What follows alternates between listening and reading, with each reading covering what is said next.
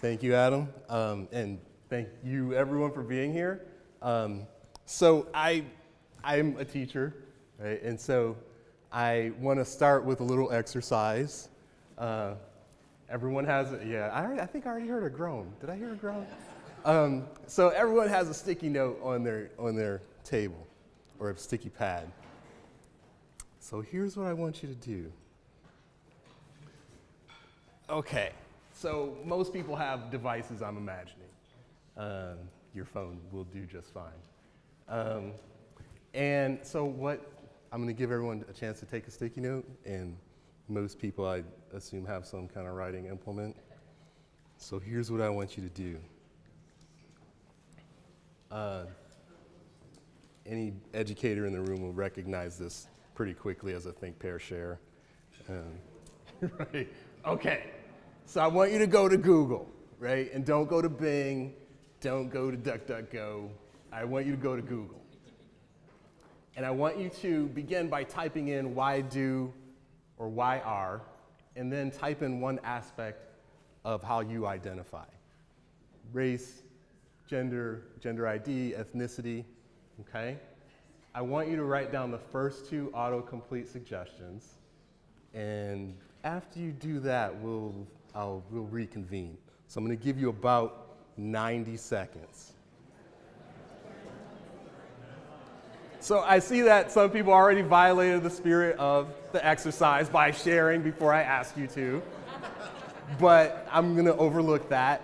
Okay, so what I want you to do, right, is just pick one other person at your table to share it with, right? So you read, just one person, right? So you read it, your results to them, and they read their results to you. And I'm going to give you a minute for that. And what I also want you to do is think about what it says, like how does this make you feel? Let's just put it that way. So, is there anybody in the room willing to share their results with us? Okay, yeah, I'm going to just run over. Excuse me. All right, the two things that came up for me was, why do women wear thongs? And why do women wear hijabs? All I put in was, why do women? So. Okay, thank you. Anybody else? Okay.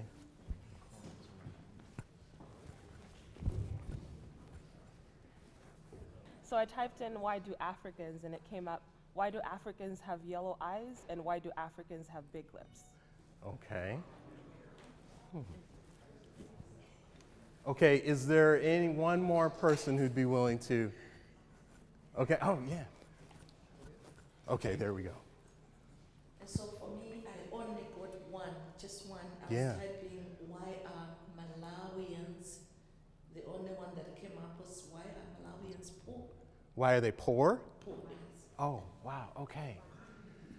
So I do this exercise at the beginning of a talk sometimes because I think it's important to sort of set the tone for thinking about information and how we get information, how it comes to us, who makes the decision for how it comes to us.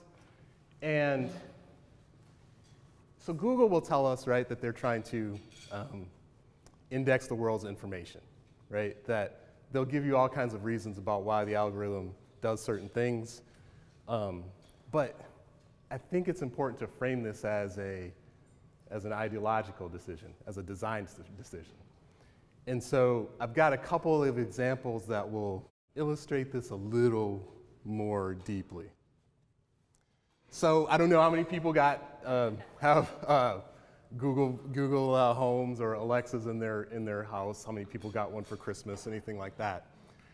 But one of the things that happened recently, this is about 4 or 5 months old, is that Google Home, somebody decided to ask it if Obama was planning a coup. Okay. Now, I'm happy to provide you with references, but this is actually what happened. I mean, it won't happen today, right? You can't go home today and do it. This is actually what happened if you asked Google Home if Obama was planning a coup.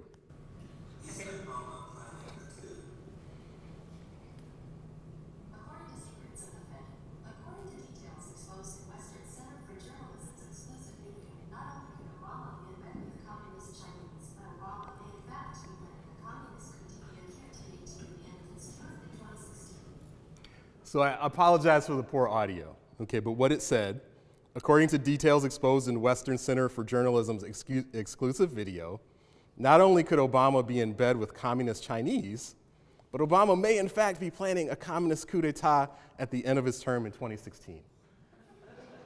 Okay. This is what Google Home says to you, right? So again, and it's important to note why they do this, right? So Google, one of the things that Google is trying to do with Google Home is make sure that that they can produce for you an answer. And so when questions like this come up, it's hard to index things like this because not lots of people are looking for that answer. And so it reaches for whatever answer it can find, right? And it doesn't, unlike when you look for something, when you're looking at a web page to scroll, right? Like you can't do that with voice activated things, or they don't want you to. They want to give you the answer, okay? So I'll give you another example. Yeah. So most of you have probably heard of Dylan Roof, who was the man who killed 9 people in Charleston, South Carolina. And so by his own accounts, part of the way he was radicalized was by his foray down the rabbit hole of white supremacy through Google. So here's what he said. I kept hearing and seeing Trayvon Martin's name, Roof wrote, and eventually I decided to look him up. Roof wrote that he read the Wikipedia article about the shooting and came to the conclusion that Zimmerman was not at fault.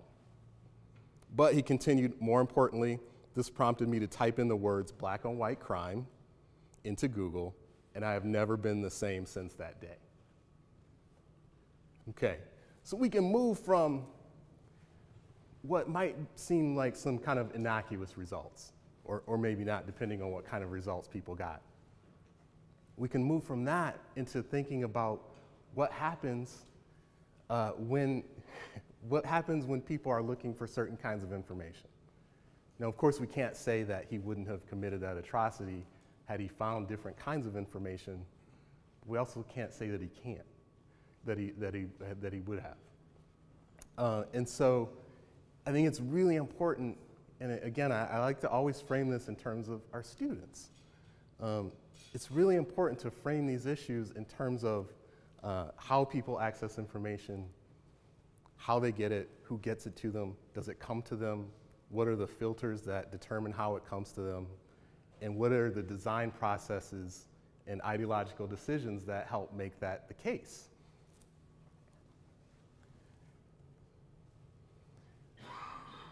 I very much want to challenge the idea of what Google is, what it does, and how to think about it. So it's my assertion. Google is an advertising engine. It's a surveillance engine. It's an ideology engine. It's not an answer engine, okay? And what I mean by that is Google's core function, and you'll see me come back to a point similar to this often. Google's core function is not to provide you answers, right? Google's core function is to surveil you, extract your data, and sell you stuff. The way they do that is by providing you answers, okay? But because their core function, and you may have heard this before, you are not actually Google's customer, right? You are their product. Because their core function is underneath it's not what we think it is, there's some very important things that we need to know about how it works and why it works that way when we use it, and certainly when we have students use it.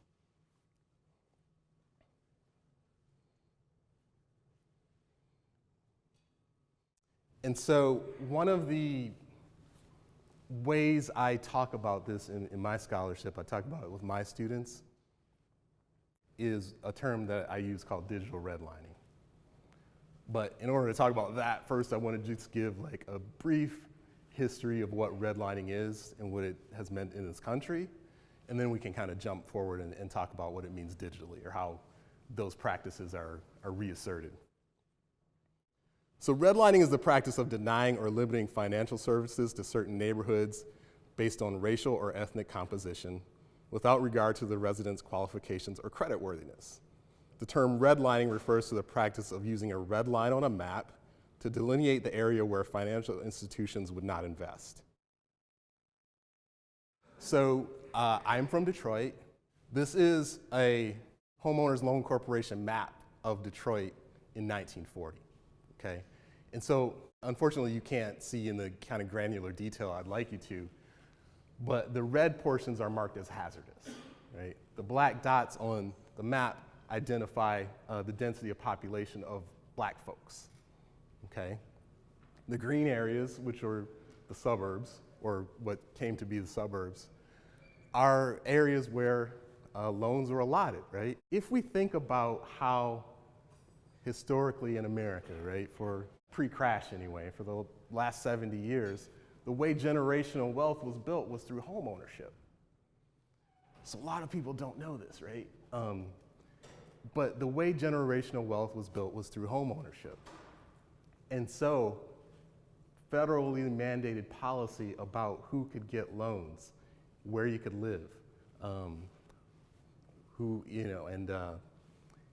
it has some pretty long-lasting effects. So again, I'm going to elaborate on the Detroit thing, right? So I include this slide all the time because sometimes people are still, I don't know how many people in here are familiar with Eminem. I would assume most of you, right? Okay, but he's, for the non-initiated, right, that's how many people have heard of 8 Mile, right? I grew up actually not very far from 8 Mile. This is that's what it looks like now, right? Or part of what it looks like now. But 8 Mile for a long time was understood as the boundary between Detroit and the suburbs, right? Is the line that says, like, here are black people and here are everyone else. And so here's an example of this. This is what, this wall actually still stands in Detroit along 8 Mile. It's called the Burwood Wall, right? So it's a 6.5 mile long wall that runs along 8 Mile. And it's also been called Detroit's Berlin Wall or Detroit's Wailing Wall. It's not that this wall is going to prevent someone from crossing from one side to the other, right? It's not much of an obstacle. I'm going to show you again, like a scale picture to show you just how inefficient it would be to keep people out. But a developer put this up to say, like here is the line past which no black people are allowed, right? Now, again, this wall is still there. I included a HOLC map of Dallas. Maybe it would be clearer to people who are familiar with that area instead. And again, one of the things about growing up in Detroit is even though many of these policies are 60, 70, 80 years old, the effects of it are still very, very visible. So there are parts of Detroit where you can drive down the street. I lived in an area called Grosse Pointe, and there are parts of Detroit, and the part that is, so different sides of the street are actually different cities. And you can drive down the street in Grosse Pointe, and there's multi-million-dollar homes, and pristine roads, and lampposts with flower planters. And literally the other side of the road is potholes, and it's dilapidated, and there's empty storefronts, right? And that division is so clear even today in a lot of areas of the city. I don't know Dallas, so I can't really say if that is true for Dallas as well. But I know that there are a lot of areas in America for which those things are still true, right? So for which we can still see the lasting effects of redlining. Now, another thing to think about when we think about redlining is what's called racially restrictive covenants, which is those were deeds or legal agreements that said who could live where, right? And again, depending on how old your house is, you might still be able to see that deed. I mean, there are people who live in houses that technically, legally, they're not supposed to be living there. in doing my research for this talk, I looked up some of the information on Oklahoma. And there's a pretty landmark Oklahoma Supreme Court case in 1942 that voided an African American's purchase of property that was restricted by a racial covenant. It charged him for all court costs and attorney's fees, including those incurred by the white seller. So essentially, a white man sold his property to an African American. The housing association sued. It went to the Supreme Court. He lost, and he had to pay the court cost, give the property back, and didn't get his money back. So everybody here they came for a tech talk, right? So what does this have to do with technology? I think it has a lot to do with it, because I think that the practices that we can see in redlining, I think there are a lot of ways that those are reasserted or reaffirmed, again, made real by digital practices. And so the term I used for that, right, is digital redlining, enforcing class boundaries and discriminating against specific groups through technology, policy, practice, pedagogy, or investment decisions. So I'm going to give you a couple of examples of that. So here's, I think, a really important one. And it's one of the most egregious, and so I'm going to spend a little bit of time on it. So I think everybody in here is probably familiar with Facebook. And so Facebook has a thing that they call ethnic affinity. So Facebook does not, I don't use Facebook, been Facebook free for over a year. But Facebook doesn't let you identify your ethnicity.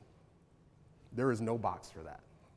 However, on the back end, Facebook very much defines for themselves and for the people advertising to you who you are or who they think you are. So Facebook doesn't let me say I'm black, but Facebook has a dossier on me that probably says I'm black. And they call that ethnic affinity, okay? So one of the interesting things about Facebook,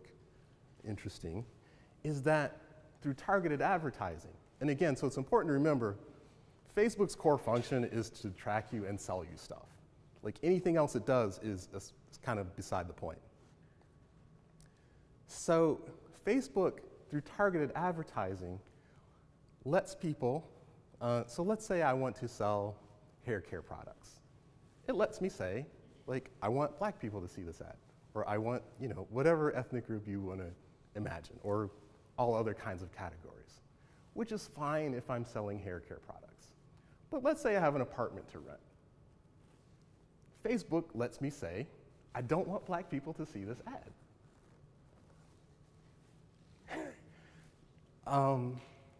So we can start to see what that would mean in terms of, it's a clear violation of the Fair Housing Act.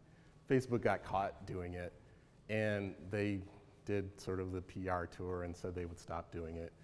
But ProPublica, which is a nonprofit journalism outfit, is the one who uncovered the story. And most recently they found, and I think this was only about a month ago maybe, that Facebook is actually still doing this. And not only in categories like that, but so for instance, one of the other ways to think about this is that Facebook has very much, and many other platforms, have very much been gamed by white supremacists. Facebook, up until very recently, would let people target individuals who identified as Jew haters, okay? So this is not, it's not specific to blackness, right? There's all kinds of nefarious ways that this platform is set up just to sell people ads. So there's a author I really like named Tressie McMillan Cottom, and she talks a little bit about this. She says she had her Facebook account suspended for not using her real name, and she's got an essay that is called Digital Redlining After Trump. And she says, being other on Facebook increasingly means being relegated to unfavorable information schemes that shape the quality of your life. And so, I joked about not being on Facebook, but I have the ability to not be on Facebook. I don't have family abroad. It's not tied to my job, so I cannot use it. But there are many people for whom that's not an option. And so then when we think about the ways that Facebook targets people or limits how information comes to people, limits people's opportunities, like this, not only could you do that if you had, say, an apartment to rent, you could do that if you were looking to hire someone, right? And part of the problem with this is that it's invisible.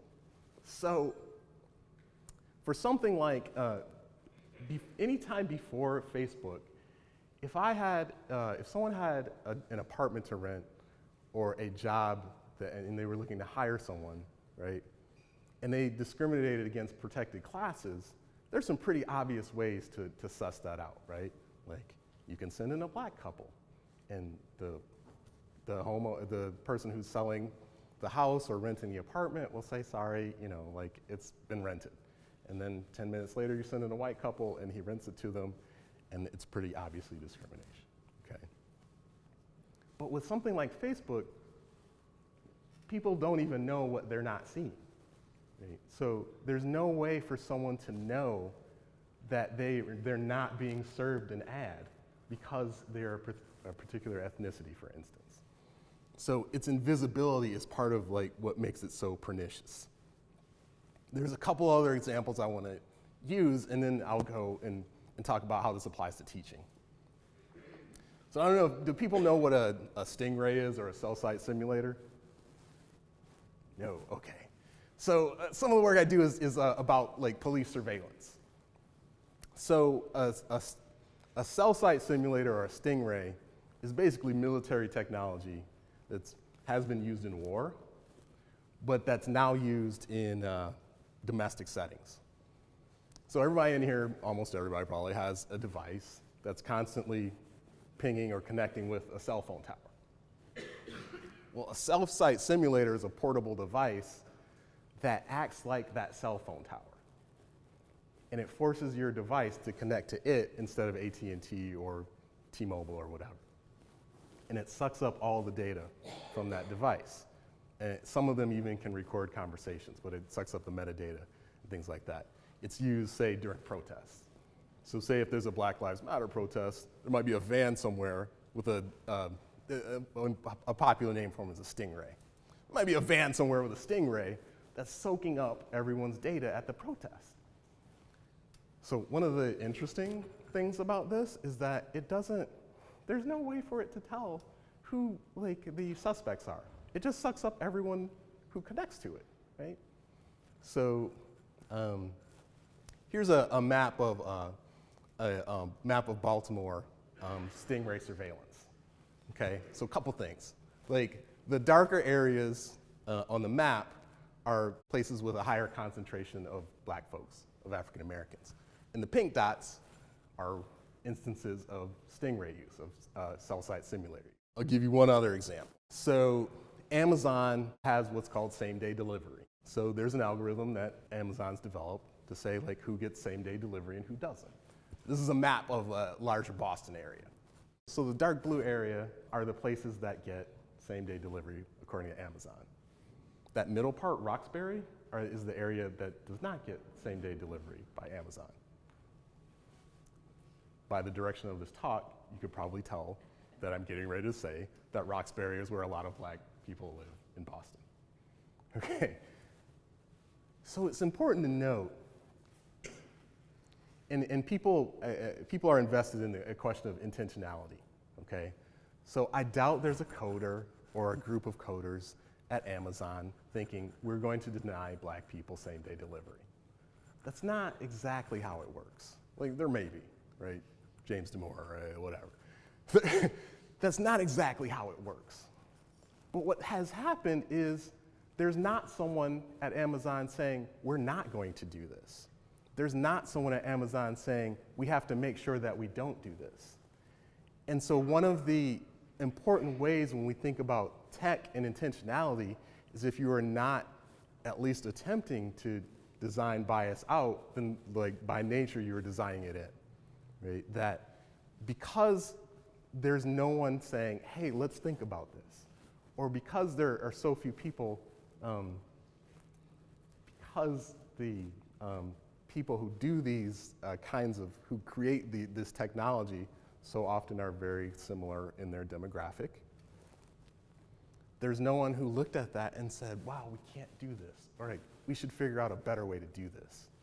So what does this mean for students, right? So I took kind of a roundabout way, but like, what does this mean for students? So again, in some of my, I teach at a community college that's about 30 miles outside of Detroit.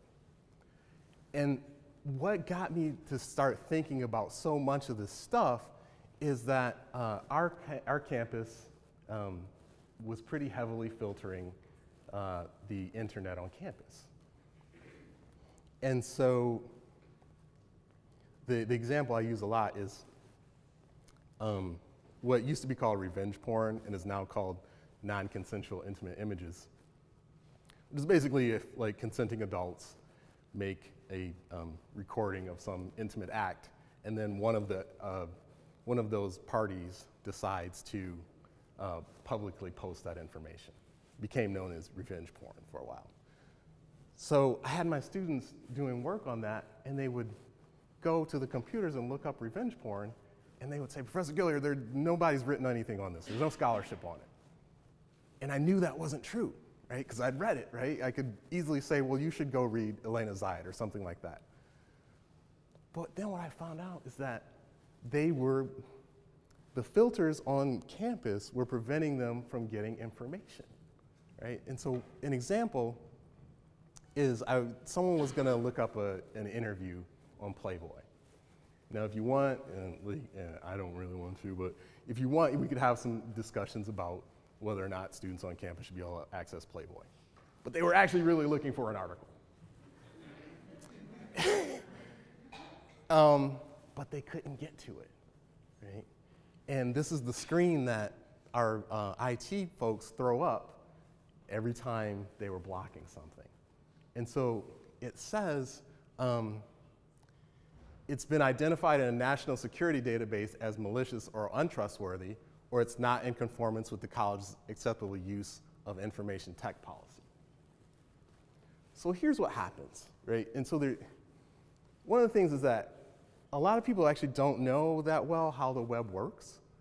And especially a lot of times we're asking students to research information for which they're not experts.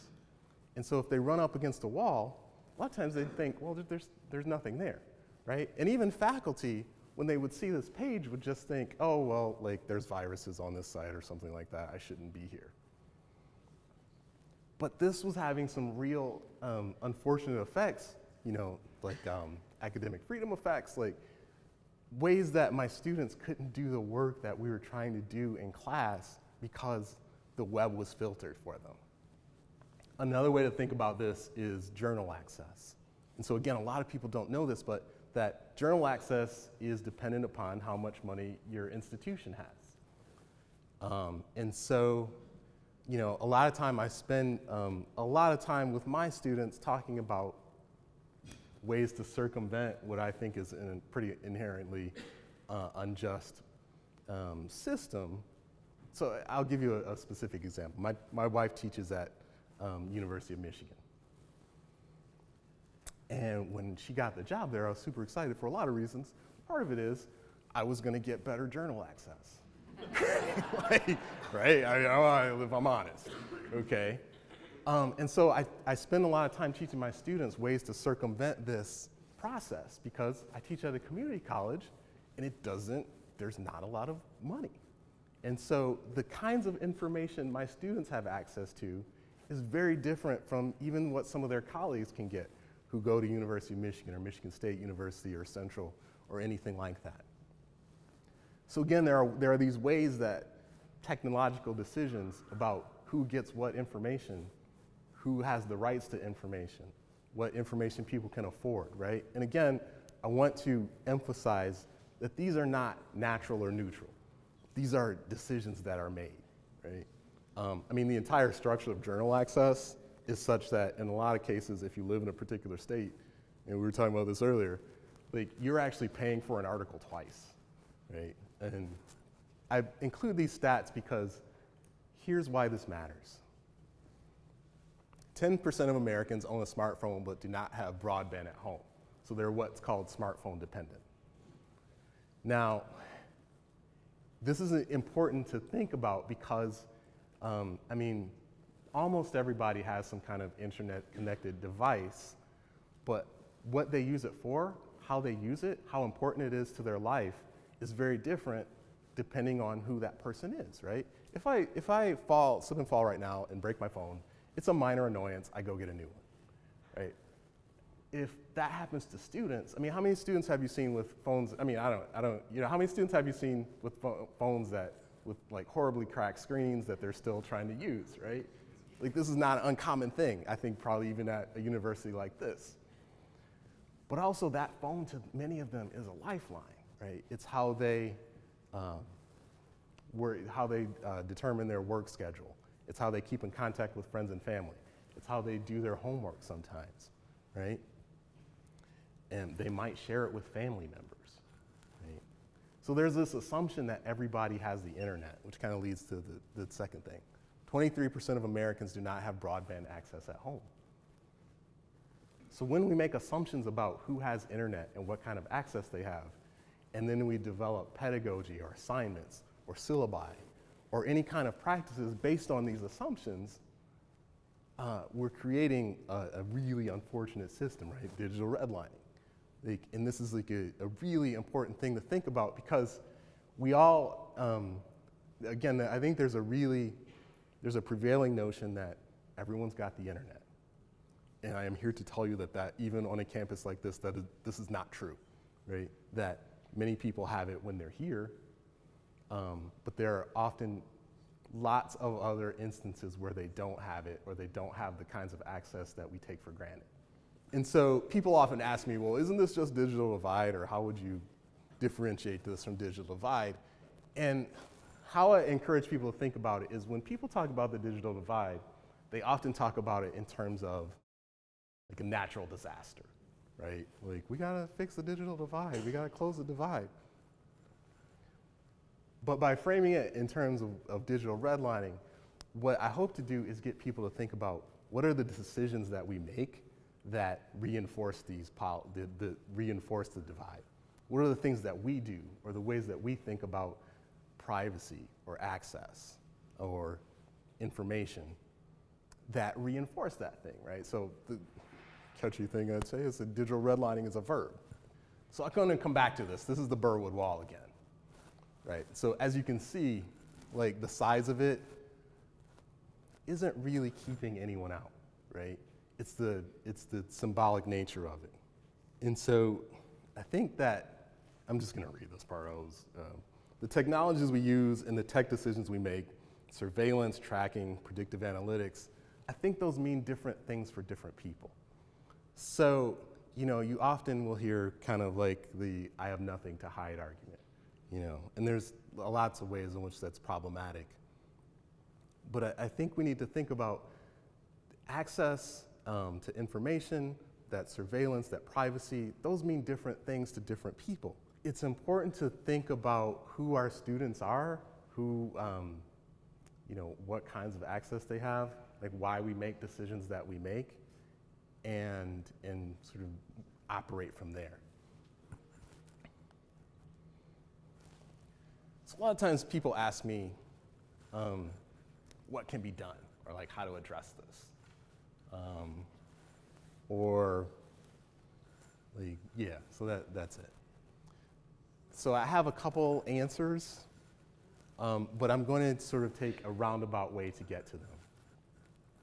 So I think it's important to frame discussions of technology in two ways. And so one of the people that I think has been really important to my way of thinking about it is Shoshana Zuboff. And she talks about what's called surveillance capitalism. Okay? So she has 3 laws. Everything that can be automated will be automated. everything that can be informated will be informated, and every digital application that can be used for surveillance and control will be used for surveillance and control. So what that means is that the sort of current way that the web works, again, is based on the idea that we should surveil people, take their data, turn it into money, and figure out how to nudge them into doing specific things, okay? She says surveillance capitalism is the monetization of free behavioral data acquired through surveillance and sold on to entities with an interest in your future behavior.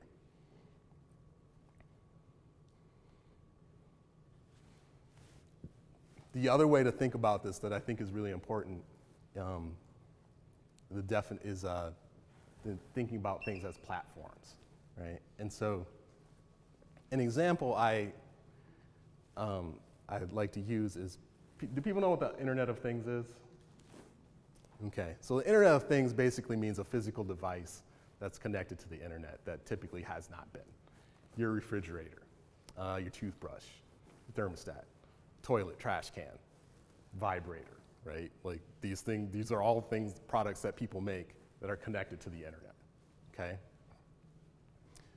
So Cernisek talks about what are called platforms. So platforms are things like Google and Facebook and Amazon and Instagram, like WhatsApp, right? They're digital structures that enable two or more. By the way, a learning management system can also be understood as a platform.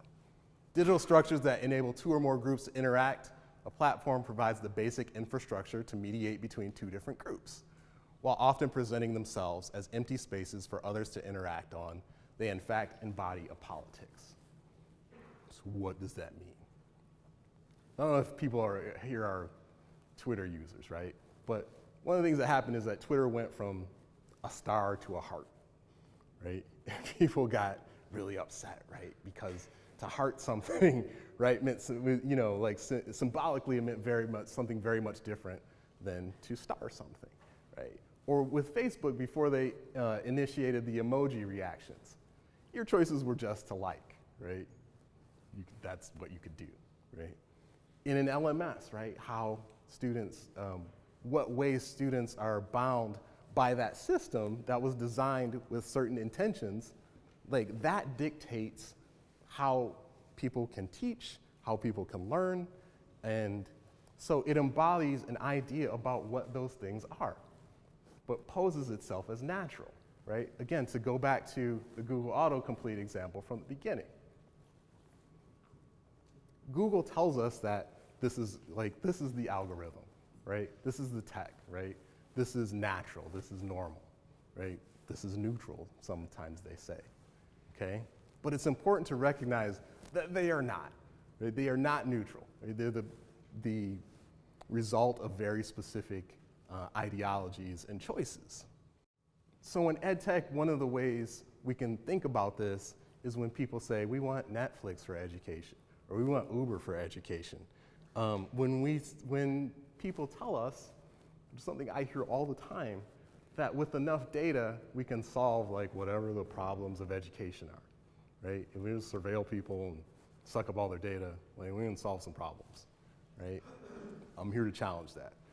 But one part of challenging that is thinking about, again, what it means for a platform to exist. That in order for those things to exist, they necessarily create a way of existing that wants to be seen as natural, but again, is very much a decision process. So, I started with a little, I started with a game, and I'm not quite at the end, but I want to play another game. So, I want people to tell me, I have some scenarios, and some are true and some are false. I want you to tell me, so they're based on platforms, right? Oh, there's one thing I forgot, okay? So a lot of times people say that, well, I just don't use Facebook, or I just won't use Google, okay? And one of the things to remember about platforms is that they are extractive. So is there anybody in here who has never had a Facebook account? Right on, okay. I hate to put you on the spot. It's okay. Does Facebook have a file on you? The way the world is today, I wouldn't doubt it, sadly. Yes, they do, okay? So you actually cannot opt out from Facebook or Google. You cannot, right? Facebook has extensive set of information on everybody in this room, okay? And so what that means, and so does Google, right? So when I say that these platforms are extractive, what I mean by that is we actually don't have a choice in how, given our laws, and again, some of the like design choices and things like that, like you don't even own the right to your own face.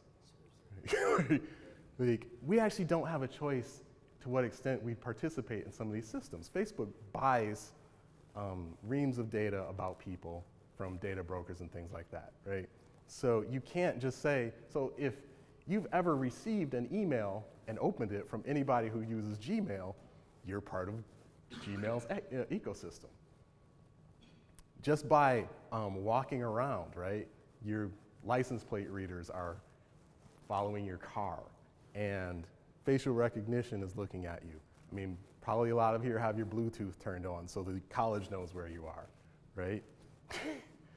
Okay, and so these things are constantly sucking up information from us, whether we offer it or not, right?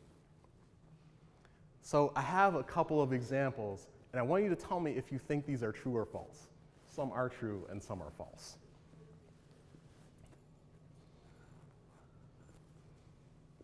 Amazon remotely deleted George Orwell's books from all Kindles. God, that one is true. Yes, it was a copyright dispute. Amazon, without permission from users, remotely deleted all of Orwell's works, right? So you bought 1984. Yeah, right. You bought 1984, and Amazon had a copyright dispute, and so they digitally yanked it from everybody. Uber used their data to calculate which users were having one-night stands. This is true. You're good. You're good. This is true, right? Based on where you went, what time you went there, whether it was a Friday or Saturday, like if it's a place you'd ever been before, like how early you left in the morning, like Uber used that to determine like who was having one-night stands. Ancestry.com has bought dozens of graveyards in order to extract and monetize the DNA of corpses.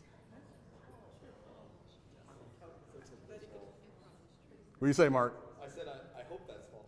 That one's false. Yeah. A high-tech fashion company sells luxury items that are intentionally one use. For instance, a Louis Vuitton bag that ink capsules ruin after GPS says that it's been carried one time.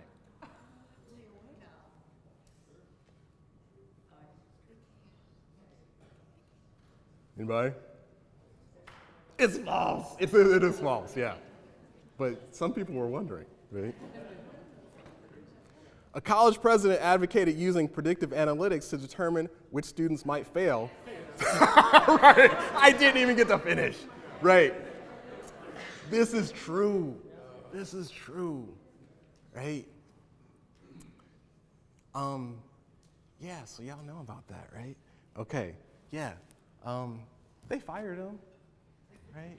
But I mean, he's basically guilty for saying out loud what a lot of people were thinking. And so this is my roundabout way to getting to sort of the what now or what do we do. And so I think with the commonality in these examples is that they're missing what I think are some essential elements.